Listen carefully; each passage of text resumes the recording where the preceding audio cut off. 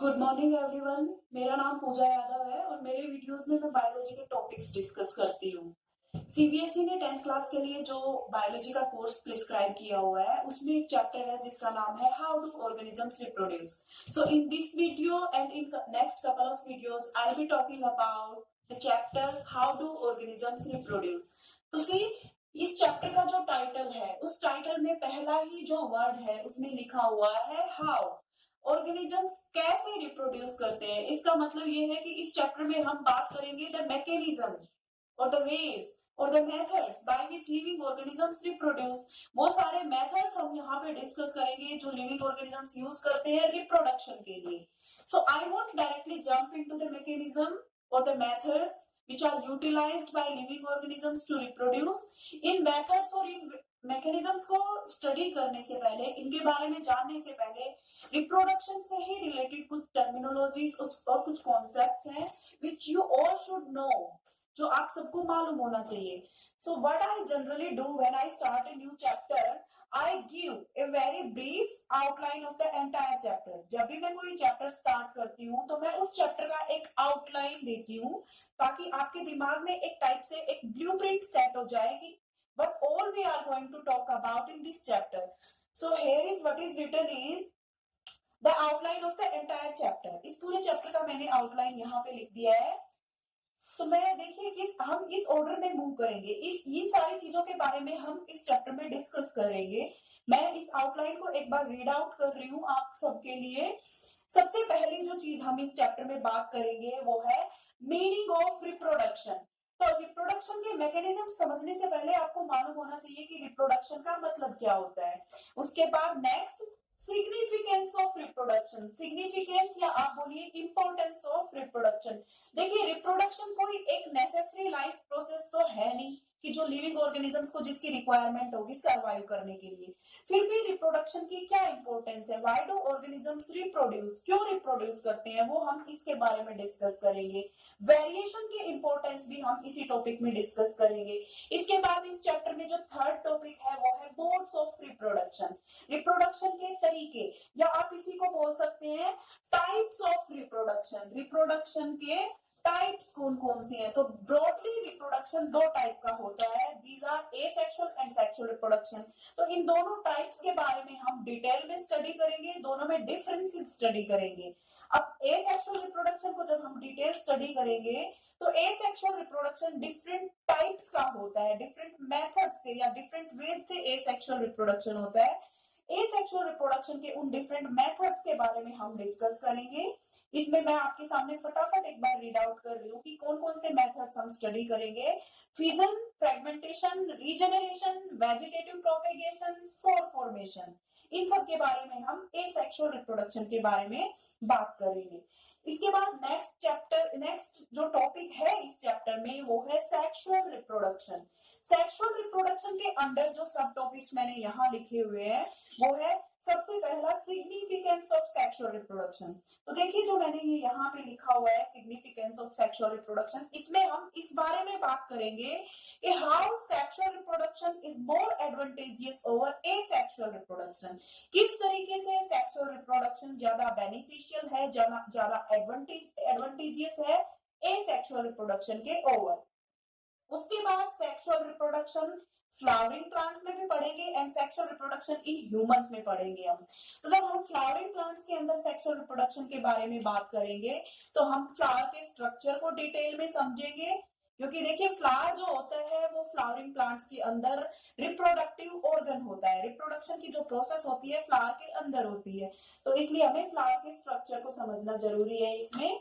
उसके बाद pollination, fertilisation, ये टर्म्स क्या होती है, इनका क्या मतलब होता है, जब हम इनके बारे में पढ़ेंगे तो आपको ये क्लियर हो जाएगा.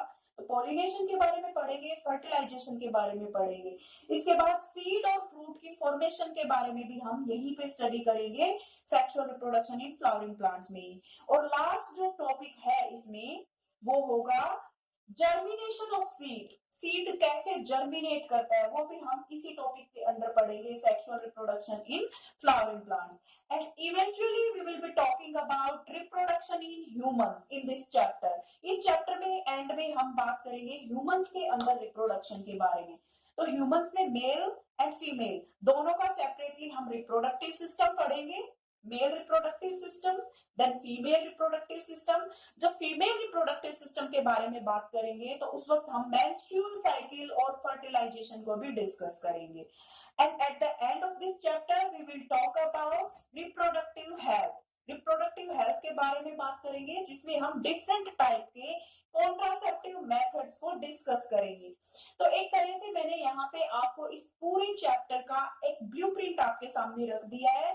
हम किस किस चीज के बारे में बात करेंगे और एक के बाद दूसरे टॉपिक की तरफ मूव करते समय हमें इस ऑर्डर को फॉलो करना है। तो this is the outline of the entire chapter. अब इस चैप्टर में इन सारे टॉपिक्स को हम वन बाय वन डिस्कस करेंगे। सबसे पहले मैं बात करती हूँ आपके सामने मीनिंग ऑफ रिप्रोडक्शन, कि रिप्रोडक्शन का मीनिंग क्या होता है। देखिए, रिप्रोडक्शन, इसका आप लिटरल मीनिंग समझिए पहले। प्रोड्यूस करना मतलब कोई नई चीज बनाना, एंड रिप्रोड्यूस मतलब किसी एग्जिस्टिंग चीज से कोई नई चीज बनाना। तो रिप्रोडक्शन का मतलब होता है क्रिएशन ऑफ न्यू इंडिविजुअल या producing new individual from existing one. तो यहाँ पे मैं लिख रही हूँ meaning of reproduction. Reproduction means to produce same kind of new individuals, अपने ही जैसे नए इंडिविजुअल्स प्रोड्यूस करना, उसको बोलते हैं रिप्रोडक्शन। अब देखिए, यहाँ पे हम एक एक वर्ड को फॉलो करेंगे, एक एक वर्ड पे एम्फसाइज करेंगे। टू प्रोड्यूस करना, same kind of new individuals, अपने ही जैसे नए इंडिविजुअल्स प्रोड्यूस करना। इस पूरे सेंटेंस में जिस चीज पे आपको मेनली फोकस करना है, दैट इज सेम काइंड के नए इंडिविजुअल्स प्रोड्यूस करना। अब यहाँ पे सेम काइंड का क्या मतलब है? देखिए, रिप्रोडक्शन की डेफिनेशन क्लियर है। रिप्रोडक्शन की डेफिनेशन क्लियर होने के बाद मैं सेम काइंड के बारे में बात करूंगी। रिप्रोडक्शन की डेफिनेशन मैंने यहाँ पे लिख दी कि अपने ही जैसे नए इंडिविजुअल्स प्रोड्यूस करना, उसको रिप्रोडक्शन बोलते हैं। अब यहाँ पे ये इंडिविजुअल का मतलब है सेल जो होती है, या तो सेल से सेल बनना, या कंप्लीट ऑर्गेनिज्म से कंप्लीट न्यू ऑर्गेनिज्म बनना। एक सेल न्यू सेल बना रही है, एक organism complete new organism form कर रहा है। तो ये जो प्रोसेस होती है, इसको बोलते हैं रिप्रोडक्शन। अब यहाँ मैंने लिखा है production of same kind of new individuals. तो इसका मतलब क्या है? इसका मतलब ये होता है, देखिए, हम देखते हैं कि जो ह्यूमंस होते हैं वो ह्यूमन बेबीज ही प्रोड्यूस करते हैं, यानी ह्यूमंस में जब रिप्रोडक्शन होता है तो जो न्यू इंडिविजुअल्स फॉर्म होते हैं, they resemble with humans only. इसी तरह मान लीजिए काऊ के अंदर रिप्रोडक्शन होगा तो जो न्यू काऊ का बेबी फॉर्म होगा, that will resemble to cow only and not to the elephant and not to the humans. तो इसका मतलब यह है कि जब भी किसी ऑर्गेनिज्म के अंदर रिप्रोडक्शन होता है तो उससे जो न्यू इंडिविजुअल्स फॉर्म होते हैं, they resemble with the parents, वो पेरेंट्स के साथ रिजेंबल करते हैं। इसके लिए मैं यहाँ पे एक बहुत ही इंपॉर्टेंट टर्म, एक बहुत ही इंपॉर्टेंट आप बोल लीजिए कि फ्रेज लिख रही हूँ, लाइक बैगेट्स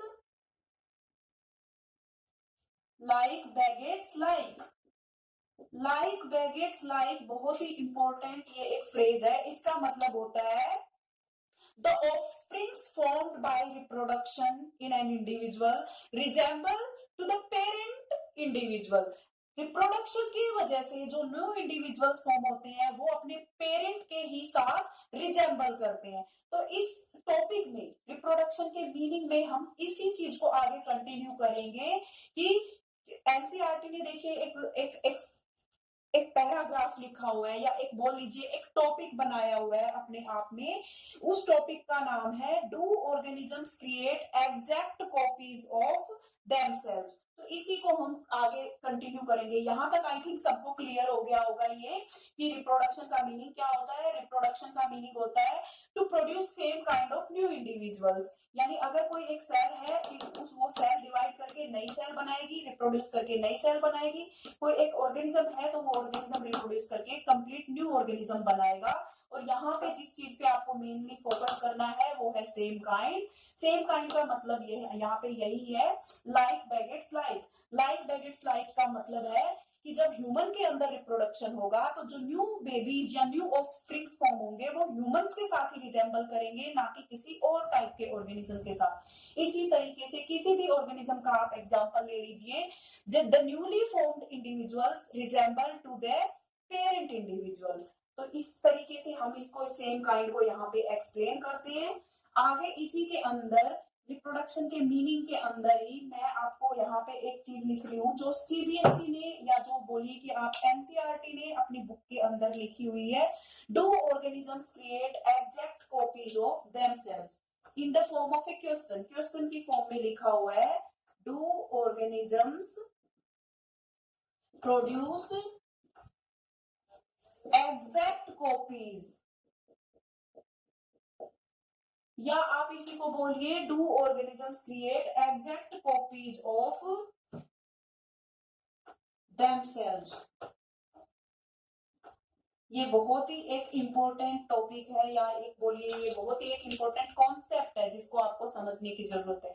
तो क्वेश्चन की फॉर्म में पूछा है ये, क्या ऑर्गेनिजम्स अपनी ही एग्जैक्ट कॉपीज प्रोड्यूस करते हैं, यानी रिप्रोडक्शन की प्रोसेस के अंदर ये पेरेंट है, ये मान लीजिए मैं यहां लिख रही हूं पेरेंट।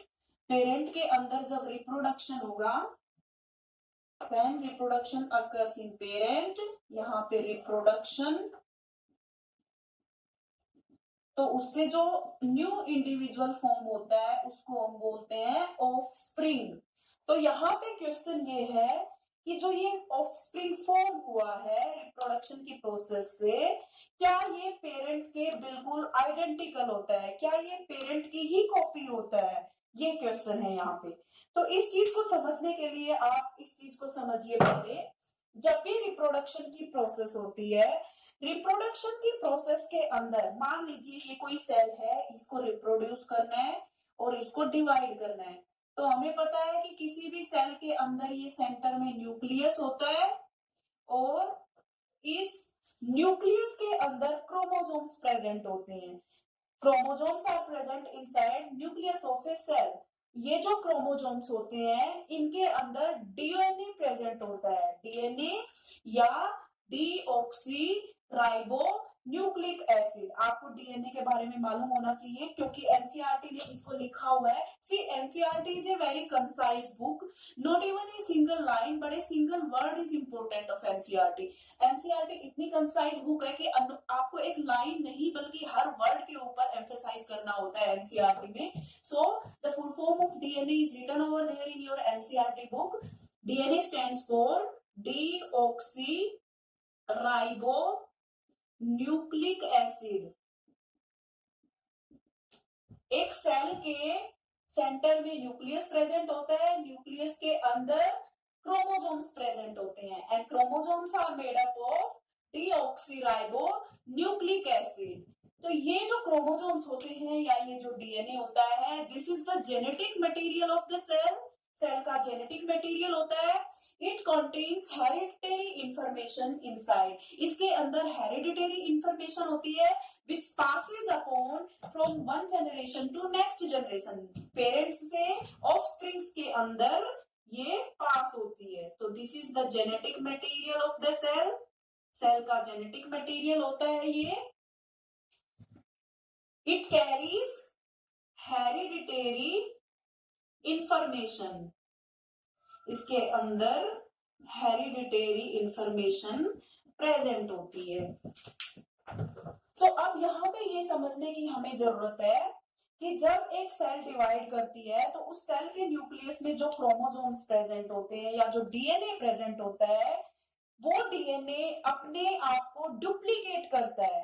देखिए, एक सेल से डिवाइड होने पर या एक सेल में जब रिप्रोडक्शन होगा तो दो ऑफस्प्रिंग्स फॉर्म होंगे, या आप बोलिए कि दो डॉटर सेल्स फॉर्म होंगे। तो ये हमारी पेरेंट सेल है and these are daughter cells. ये डॉटर सेल्स हैं। अब क्योंकि एक सेल से दो सेल्स फॉर्म हो रही हैं, तो इस सेल के अंदर जो भी मटेरियल प्रेजेंट है उस मटेरियल को पहले डबल होना होगा ताकि वो इन दोनों डॉटर सेल्स के अंदर इक्वली डिवाइड हो सके। तो सारा मटेरियल्स डबल होगा, तो उस समय डीएनए का अमाउंट या डीएनए जो है वो भी अपने आप को कॉपी करेगा या डीएनए भी अपने आप को डुप्लीकेट करेगा। इस डीएनए के अंदर जो भी इंफॉर्मेशन प्रेजेंट है वो इंफॉर्मेशन कन्वर्ट होती है प्रोटीन्स के अंदर पहले, और प्रोटीन्स जो होते हैं वो हमारे फीचर्स को डिसाइड करते हैं अल्टीमेटली। तो अगर डीएनए सेम है तो प्रोटीन सेम होंगे, और अगर प्रोटीन सेम है तो बॉडी का डिजाइन सेम होगा। तो मैं आपको बहुत ही एक सिंपल लाइन में ये चीज समझा रही हूँ आपको। पहले मैंने यहाँ पे ये बताया कि जब भी कभी एक सेल डिवाइड होती है तो उस सेल के न्यूक्लियस में जो जेनेटिक मटेरियल प्रेजेंट होता है that gets copied, that gets duplicated, वो डुप्लीकेट हो जाता है। ये एक बायोकेमिकल प्रोसेस है। तो अब मैं इसी के बारे में आपको आगे कंटिन्यू करती हूँ, आपको to make you more clear. I write very few words on the board, so you need to focus on every single word that I write. देखिए यहाँ पे मैं लिख रही हूँ, सेल के न्यूक्लियस में डीएनए प्रेजेंट है, डीएनए बोलिए या क्रोमोसोम्स बोलिए आप इसको। तो ड्यूरिंग रिप्रोडक्शन, रिप्रोडक्शन की प्रोसेस के अंदर गेट्स कॉपीड और गेट्स डुप्लीकेटेड। तो आगे बढ़ने से पहले आपके माइंड में ये चीज क्लियर होनी चाहिए कि ड्यूरिंग रिप्रोडक्शन की प्रोसेस में डीएनए जो प्रेजेंट होता है सेल के न्यूक्लियस के अंदर दैट गेट्स कॉपीड और दैट गेट्स डुप्लीकेटेड। ये एक बायोकेमिकल प्रोसेस है जो रिप्रोडक्शन की प्रोसेस में होती है। तो इस चीज को माइंड में हम रखेंगे। तो देखिए जो डीएनए होता है, the genetic material of the cell, वो genetic material it carries hereditary information. तो मैं यहाँ पे नीचे ही लिख रही हूँ डीएनए और which carries hereditary information of the cell. अब ये जो डीएनए होता है इसका काम होता है makes proteins, DNA makes proteins, DNA का काम होता है प्रोटीन्स बनाना। इस पूरी प्रोसेस के बारे में 11th क्लास में हम डिस्कस करेंगे कि कैसे डीएनए से आरएनए बनता है, कैसे आरएनए से प्रोटीन्स बनता है। सो फॉर नाउ आप इस चीज को याद रखिए कि डीएनए से प्रोटीन्स बनते हैं, और जो ये प्रोटीन्स होते हैं दे डिसाइड बॉडी टाइप या body design of an individual. किसी भी इंडिविजुअल के बॉडी डिजाइन को डिसाइड करते हैं प्रोटीन्स। बहुत ही सिंपल तरीके से इस बात को समझना है। सेल के न्यूक्लियस में डीएनए प्रेजेंट होता है या क्रोमोसोम्स प्रेजेंट होते हैं। उस डीएनए या क्रोमोसोम्स के अंदर किसी भी इंडिविजुअल की हेरिडिटरी इंफॉर्मेशन प्रेजेंट होती है। डीएनए का काम होता है प्रोटीन्स बनाना, प्रोटीन्स का काम होता है किसी भी इंडिविजुअल की बॉडी डिजाइन को डिसाइड करना। तो different DNA, different proteins, and different proteins means different body designs. तो यहाँ पे देखिए मैं फटाफट आपके सामने एक चीज लिख रही हूँ, डिफरेंट डीएनए। किसी इंडिविजुअल का डीएनए डिफरेंट है किसी दूसरे इंडिविजुअल से, होता ही है डिफरेंट। तो different DNA, different proteins, different proteins, different DNA forms different proteins, and different proteins make different body designs, different body design। तो इसका मतलब सीधा सीधा ये हुआ कि एक सेल जब डिवाइड करेगी तो हमें मालूम है उस सेल के अंदर जो डीएनए है वो प्रोटीन्स बनाएगा, और नई सेल फॉर्म होगी वो सेल के अंदर भी वही डीएनए होगा जो पेरेंट सेल के अंदर था। लेकिन जब हम एक इंडिविजुअल से दूसरे इंडिविजुअल पे मूव करते हैं तो वहां पे डीएनए डिफर हो गया, डिफरेंट कर गया, और डिफरेंट डीएनए हो गया तो उस दूसरे इंडिविजुअल में डिफरेंट प्रोटीन्स फॉर्म होंगे। डिफरेंट प्रोटीन्स फॉर्म होंगे तो बॉडी डिजाइन भी डिफरेंट होगा। इसको और क्लियरली समझने के लिए आप देखिए, ह्यूमंस के अंदर किसी एक ह्यूमन बीइंग की हम बात कर रहे हैं, उसका डीएनए है, उस डीएनए ने प्रोटीन्स बनाए और उस ह्यूमन की बॉडी की एक अपीयरेंस, एक डिजाइन को डिसाइड किया। तो ह्यूमन से ह्यूमन बेबी ही फॉर्म होगा, डीएनए भी सेम होता है, प्रोटीन्स भी सेम बनते हैं और बॉडी डिजाइन भी सेम रहता है। इसलिए ह्यूमन के ऑफस्प्रिंग्स ह्यूमन से ही रिजेंबल करते हैं। अब दूसरी तरफ हम बात करें किसी, जैसे माउस के बारे में हम बात करते हैं, माउस का डीएनए डिफरेंट है ह्यूमन के डीएनए से, और माउस का डीएनए डिफरेंट होने की वजह से माउस के अंदर डिफरेंट प्रोटीन्स फॉर्म होंगे। डिफरेंट प्रोटीन्स फॉर्म होने की वजह से माउस का बॉडी डिजाइन ह्यूमन के बॉडी डिजाइन से डिफरेंट होता है। तो आई थिंक यहाँ पर अब सभी को क्लियर हो गया है कि किसी भी इंडिविजुअल का जो बॉडी डिजाइन होता है वो डिपेंड करता है कि उसमें किस टाइप के प्रोटीन्स फॉर्म हो रहे हैं, और किस टाइप के प्रोटीन्स फॉर्म होंगे ये डिपेंड करता है कि उस इंडिविजुअल में डीएनए में कैसी इंफॉर्मेशन प्रेजेंट है। तो ये चीज क्लियर होने के बाद अब वेरिएशन कहाँ आती है हमें वो समझना पड़ेगा। जैसे कि हम देखते हैं कि ह्यूमंस के जो ऑफस्प्रिंग्स होते हैं, ह्यूमन बेबीज जो होते हैं, वो दिखने में ह्यूमन जैसे ही होते हैं, लेकिन फिर भी बहुत सारी डिफरेंसेस हमें देखने को मिलती है। जरूरी नहीं कि फादर अगर टॉल है तो उसका जो ह्यूमन बेबी फॉर्म हुआ है वो भी टॉल होगा। जरूरी नहीं कि फादर का जो बॉडी का जो स्किन का कॉम्प्लेक्शन है वो अगर ब्राउन है तो न्यूली फॉर्म्ड बेबी का कॉम्प्लेक्शन भी ब्राउन होगा। तो ये जो वेरिएशन आती है ये क्यों आती है वो समझने की हमें जरूरत है। तो यहाँ पे मैंने आपको सबसे पहले एक बात बताई थी कि डीएनए या क्रोमोसोम्स जो हैं वो अपने आप को कॉपी करते हैं, वो अपने आप को डुप्लीकेट करते हैं। तो देखिए एक चीज का जवाब तो हमें यहाँ मिल गया कि लाइक बेगेट्स लाइक कहाँ से आया, यानी किसी इंडिविजुअल के ऑफस्प्रिंग्स अपने ही जैसे अपने ही जो पेरेंट इंडिविजुअल्स हैं उनसे क्यों रिजेंबल करते हैं, उसका आंसर मैंने यहाँ पे दे दिया है। अब दूसरी जो चीज हम यहाँ पे समझ रहे हैं वो ये है कि किस तरीके से किसी एक पर्टिकुलर इंडिविजुअल के जो ऑफस्प्रिंग्स फॉर्म होते हैं वो अपने पेरेंट से थोड़े से डिफर करते हैं, थोड़े से वेरी करते हैं। तो जब भी कोई सेल डिवाइड करती है, जब भी रिप्रोडक्शन की प्रोसेस होती है, उसमें डीएनए या क्रोमोसोम्स जो होते हैं वो अपने आप को कॉपी करते हैं, वो अपने आप को डुप्लीकेट करते हैं। So this is a biochemical process, और कोई भी बायोकेमिकल प्रोसेस फुल प्रूफ नहीं होती। बायोकेमिकल प्रोसेस बोलिए या बायोकेमिकल रिएक्शन बोलिए, biochemical reactions are not 100% reliable. Biochemical reactions जब भी होती हैं तो देयर अगर सम चेंजेस, वहां कुछ चेंजेस होते हैं, तो डीएनए का कॉपी करके न्यू डीएनए बनाना, इस प्रोसेस में डीएनए में कुछ अल्टरेशंस आ जाती है, कुछ चेंजेस आ जाते हैं, और डीएनए के अंदर चेंजेस आने की वजह से प्रोटीन्स में चेंजेस आएंगे, और प्रोटीन्स में चेंज आने की वजह से जो न्यूली फॉर्म्ड इंडिविजुअल है उसके अंदर वेरिएशंस आएंगे। इसको मैं और आपको क्लियरली समझा देती हूँ। डीएनए या chromosomes get copied during reproduction. Reproduction की प्रोसेस में डीएनए कॉपी होता है, यानी एक बायोकेमिकल प्रोसेस हुई। तो डीएनए कॉपी करेगा, और जब ये कॉपी करेगा अपने आप को, सम ऑल्टरेशंस इन न्यू कॉपी, जो न्यू कॉपी फॉर्म होगी उसके अंदर कुछ ऑल्टरेशंस होंगी। ऑल्टरेशंस होने की वजह से यानी we are getting altered DNA. Altered DNA हमें मिला, ऑल्टर्ड डीएनए मिलने की वजह से ऑल्टर्ड प्रोटीन्स हमें मिलेंगे, ऑल्टर्ड प्रोटीन्स मिलने की वजह से डिफरेंसेस देखने को मिलेंगे हमें। डिफरेंसेस बोलिए या वेरिएशन बोलिए इन न्यूली फॉर्म्ड इंडिविजुअल। जो न्यूली फॉर्म्ड इंडिविजुअल है उसके अंदर हमें कुछ ऑल्टरेशंस देखने को मिलेंगी। क्लियर है यहाँ तक? तो देखिए ये बहुत ही एक बेसिक चीज है, बहुत ही एक I won't say basic but I से सिंपल। ये बहुत ही एक सिंपल चीज है।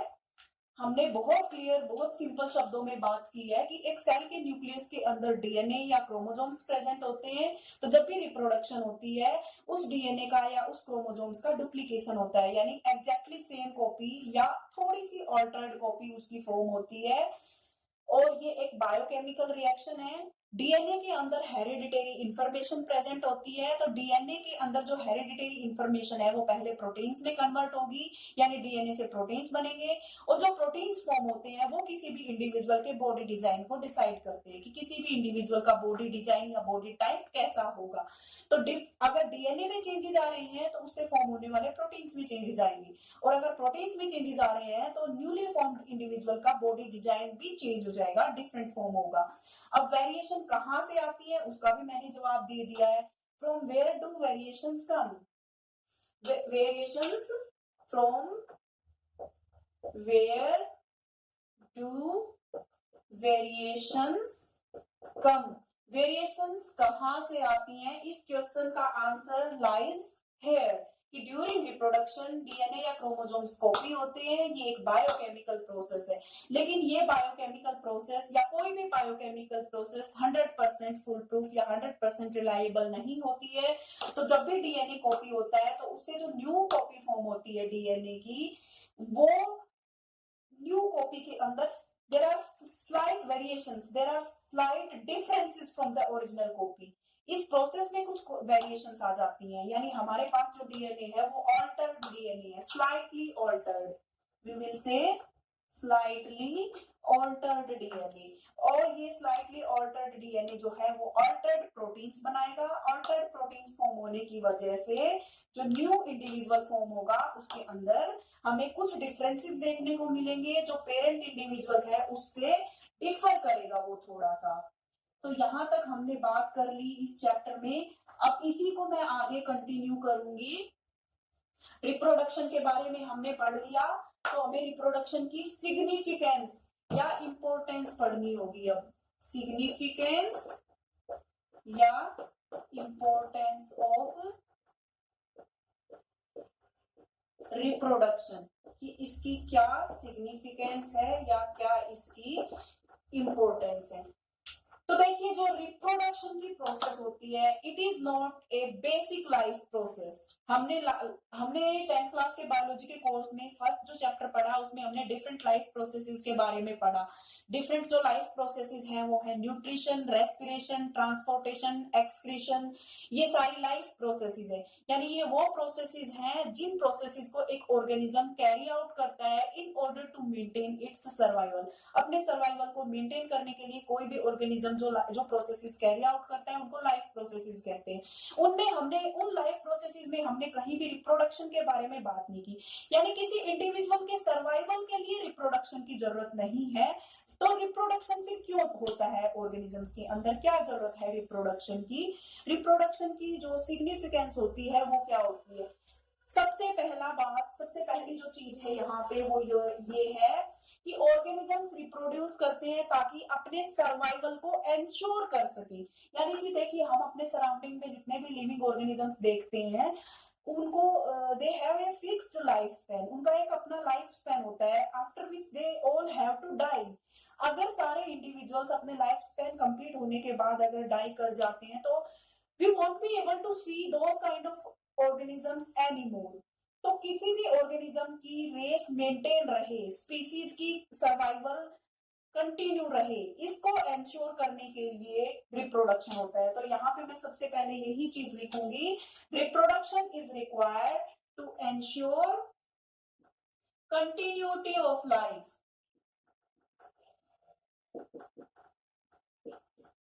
Reproduction is not required to maintain life. Rather, reproduction is required to ensure continuity of life. It is responsible for the existence of a species, ensures existence of a species, किसी particular species या किसी particular race के existence को ये ensure करता है। यानी देखिए, इनका एक ही मतलब है, वैसे कोई डिफरेंस नहीं है इनमें खास। It ensures perpetuation of life, perpetuation of life के परपेचुएशन की, लाइफ परपेचुएट करती रहे, लाइफ मेंटेन रहे प्लेनेट के ऊपर। ये सारे चीजें जो है रिप्रोडक्शन की वजह से पॉसिबल होती है। And see a very beautiful line is written over there in your book, The New Millennium Biology by Dinesh Publications, which says reproduction is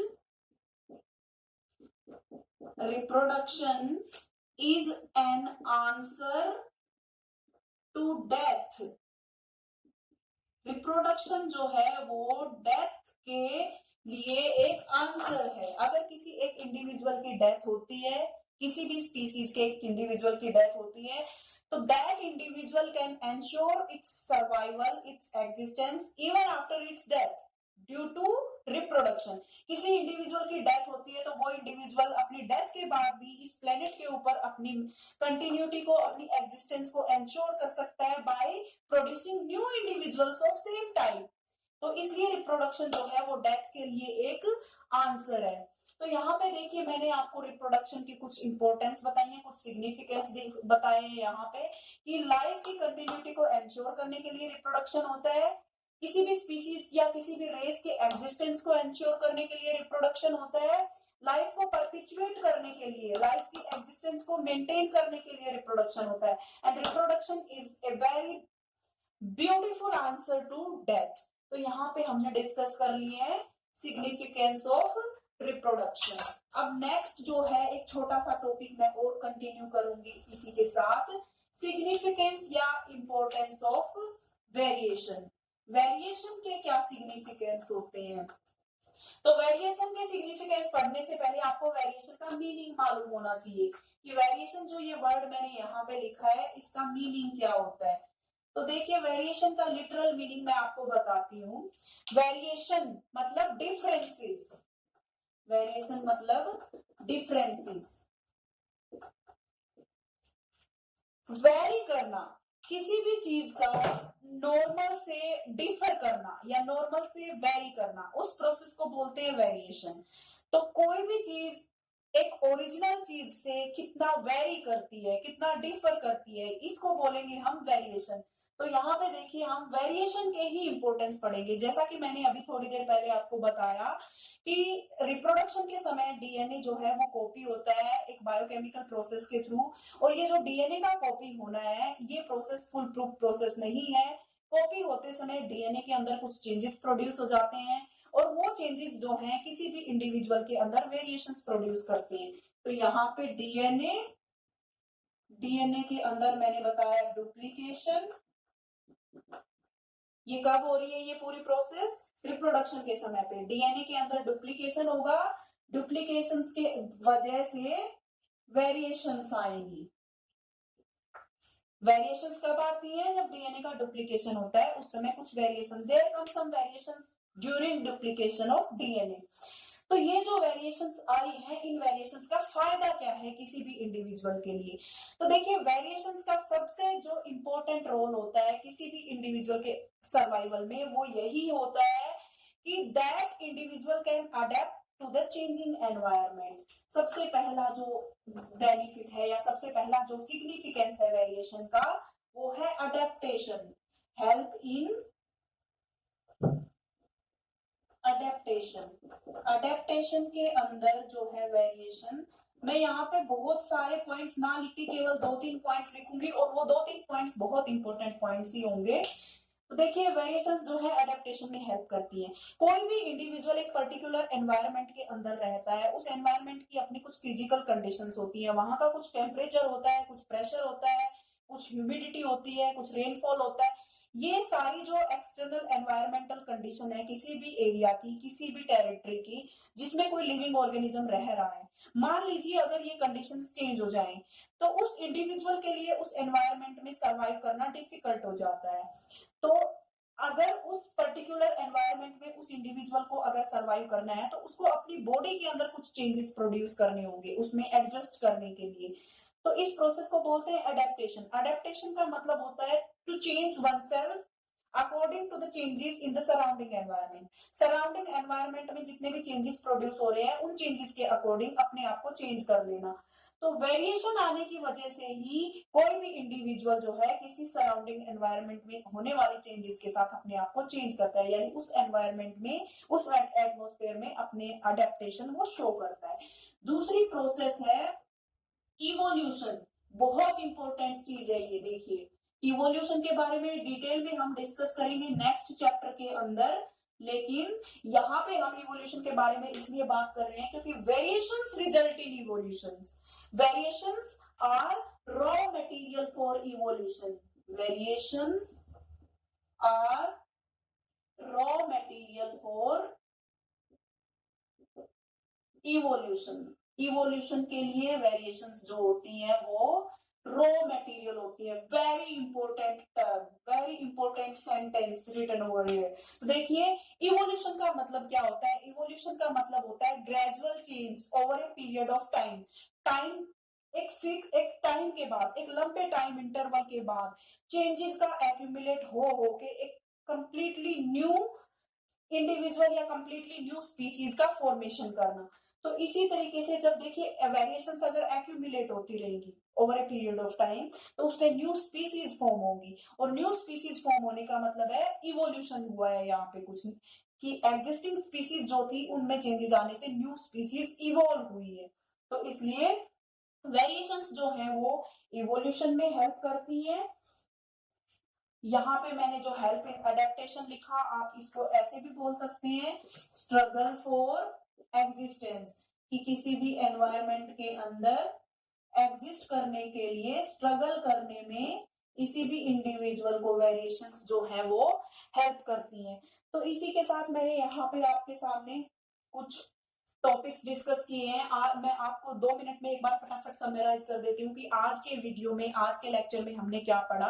सबसे पहले तो मैंने हाउ डू ऑर्गेनिजम्स रिप्रोड्यूस, इस चैप्टर का एक आउटलाइन आपको दिया है कि क्या क्या हम इस चैप्टर में स्टडी करेंगे। उसके अलावा आउटलाइन देने के बाद मैंने जो जहां से टॉपिक्स स्टार्ट किए हैं वो मैं आपको एक बार फिर से ब्रीफली एक्सप्लेन कर देती हूँ। हमने रिप्रोडक्शन के मीनिंग के बारे में बात की है कि रिप्रोडक्शन का मतलब क्या होता है।